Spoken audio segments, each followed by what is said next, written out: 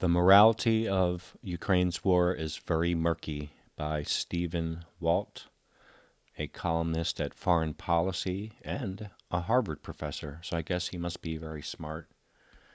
The ethical calculations are less clear than you might think.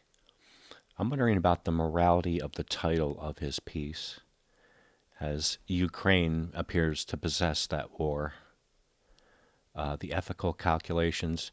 I mean, immediately with a title of a piece like this, even without seeing what's going to be typed next, I'm thinking, moral relativism is about to rear its ugly head. And it does. Morality is mentioned throughout the piece, but it's never really explained. It appears to be both a impenetrable shield and a panacea. I'm not really sure.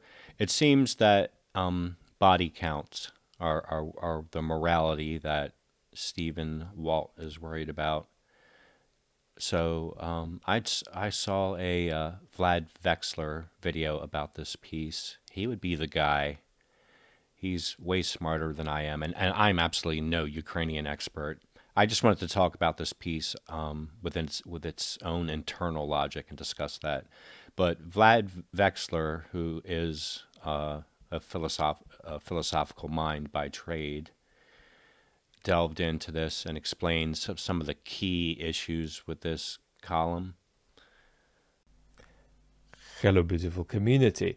There is a piece in Foreign Affairs that reluctantly I've agreed to react to because quite a few of you have messaged me and asked that I do. I love the way Vlad says reluctantly there. That is so funny.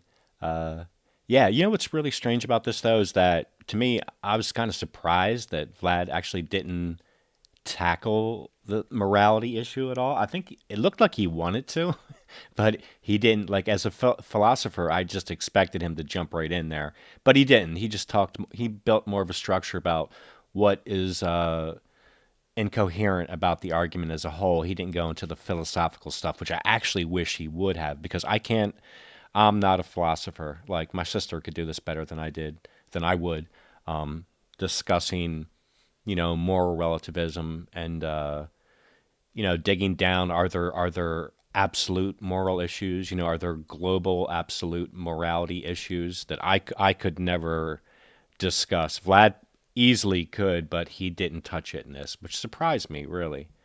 But now I'm going to play the one point that he really wanted to make about I wouldn't say incoherence of this professor's arguments, but one of the main difficulties of this professor's arguments.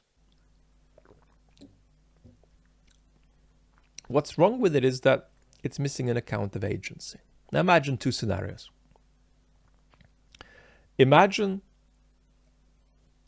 something closer to what I think is actually going on, and then imagine an alternative scenario that is rather the sort of scenario that's implied in this piece. The scenario that's close to what's really going on is that this is a war largely prosecuted, in large part prosecuted for reasons of domestic politics. It's a regime security-driven war. And what's funny, of course, is, as a sociological observation, is that so many of the international relations contributions to this discussion cast this war as exclusively or overwhelmingly about national security. But the vast majority, if not all, in fact, I think all Russia experts, legit Russia experts, give a great deal of space to regime security as a cause of war. Putin's conception of regime security as a cause of war, keeping power at home. Mr. Vexler goes on to explain the second scenario, which is implicit in this piece, that Russia is acting as a rational actor on security issues. So really what Vlad's saying is this is a two-part problem with the piece. One is what is actually what is actually happening is never stated in the piece. And number two, what is what we're assuming is being stated in the piece. The second scenario is never, it's implicit, but it's never even actually stated.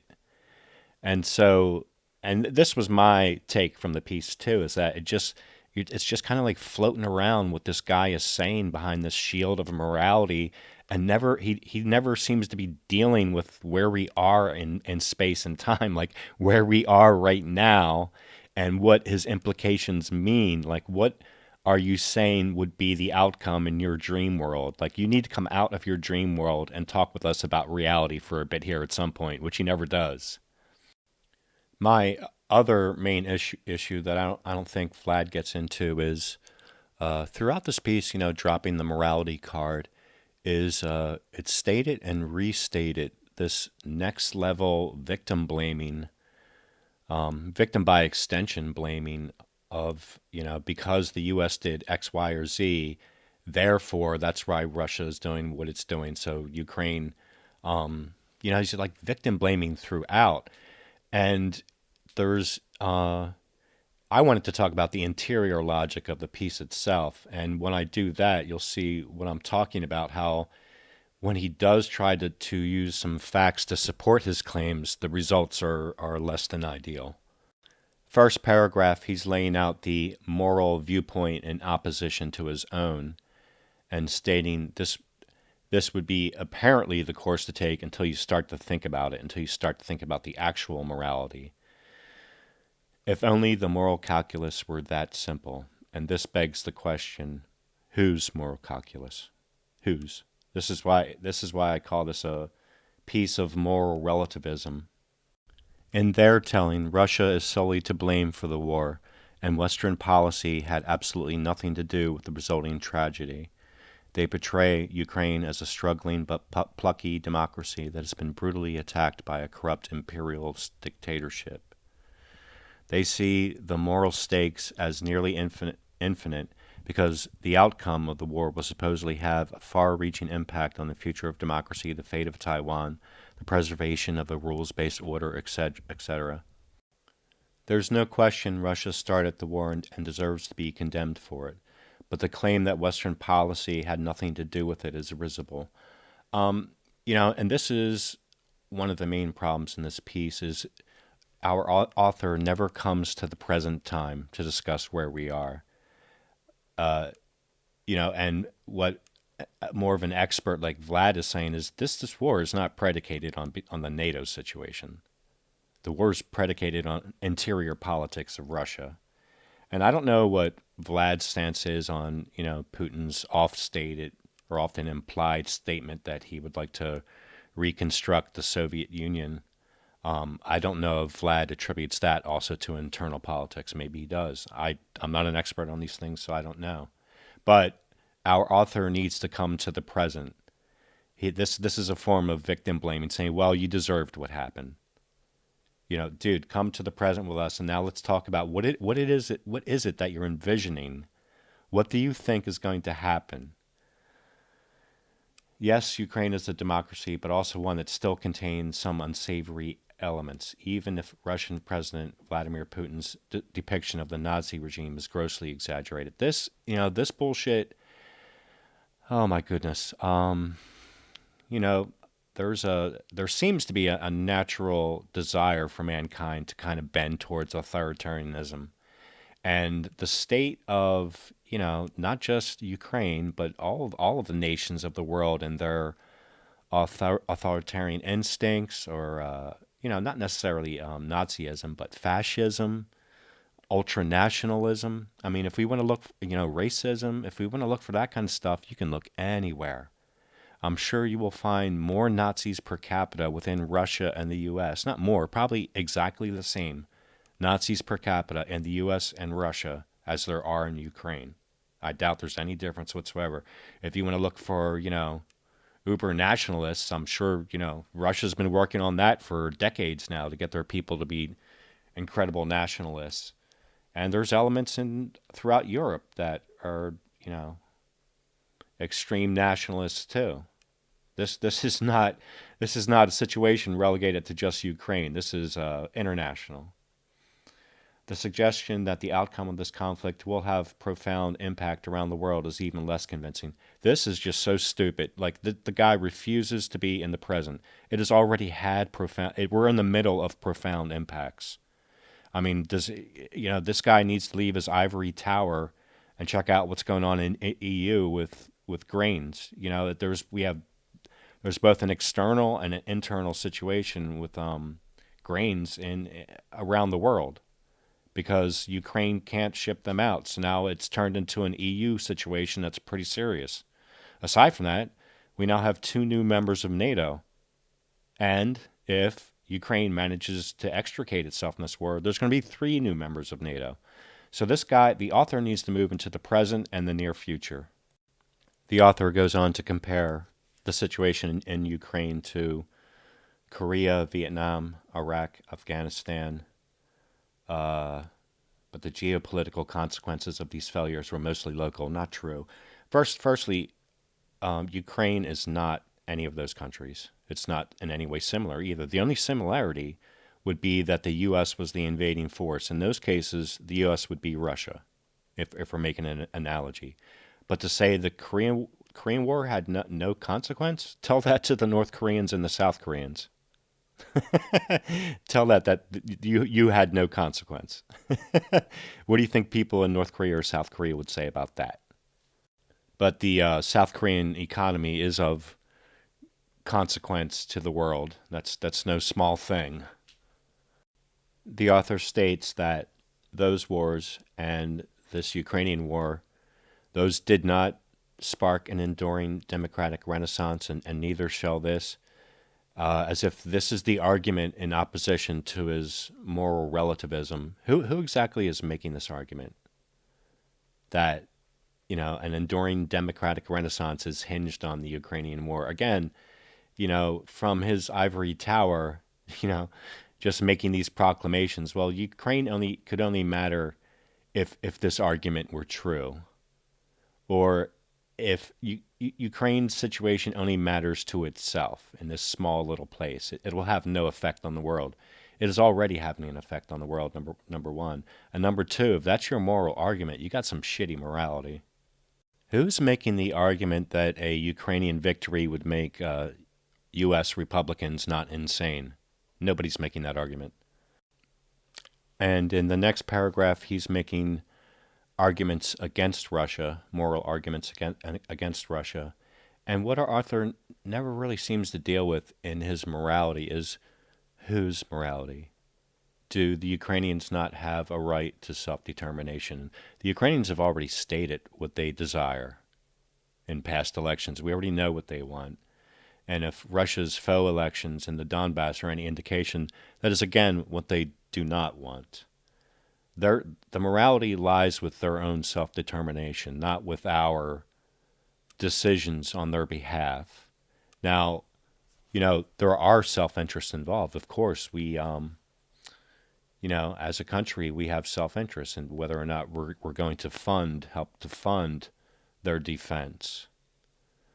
But the author never states what the alternative is.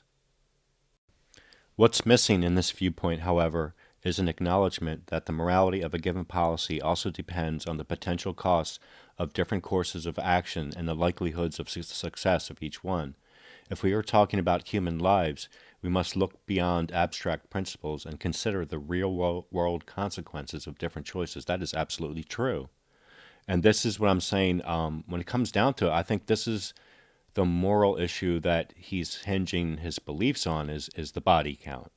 And, man, that makes sense. Sure, it does. What he's not dealing with is this is Ukraine's body count. This is a war that they want to win, right? So we could choose to fund it or not. But what he never does state is what is the alternative that you're talking about. He just wants some type of peace. And so what I'm presuming he's saying, I think what Vlad is probably presuming he's saying is, oh, well, you just give them you give them the Donbass or whatever you want to call the eastern regions, and then it'll stop. He's never, not only, so Not only is our author never in the present with us, he's not in the future. Ukraine is going to continue to fight this war with sticks if they have to. Okay?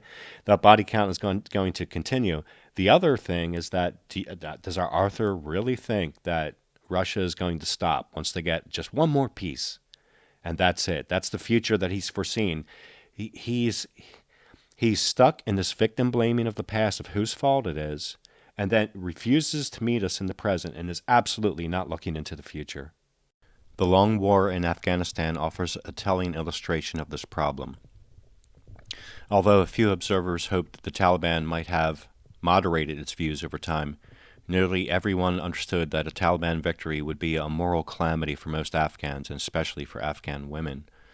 Those of us who favored a U.S. withdrawal did so not because we were indifferent to Afghan suffering, but because we believed that staying longer would not alter the eventual outcome in any significant way. Those who wanted to stay the course kept insisting that NATO and its Afghan government partners were turning the corner, and that another year or 2 or 3 would eventually yield a victory, but they never identified a plausible strategy for achieving that aim. Whatever the United States' original intentions may have been, the lives of Afghans who died while Washington was busily kicking the can down. So, bad analogy. In this case, the U.S. would be Russia in Afghanistan. So that's number one. So he's implying that there is an inalterable future. In this case, we know Ukrainians will continue to fight whether we fund them or not. So are they the Taliban in this case? Okay, so this is why this is a bad analogy.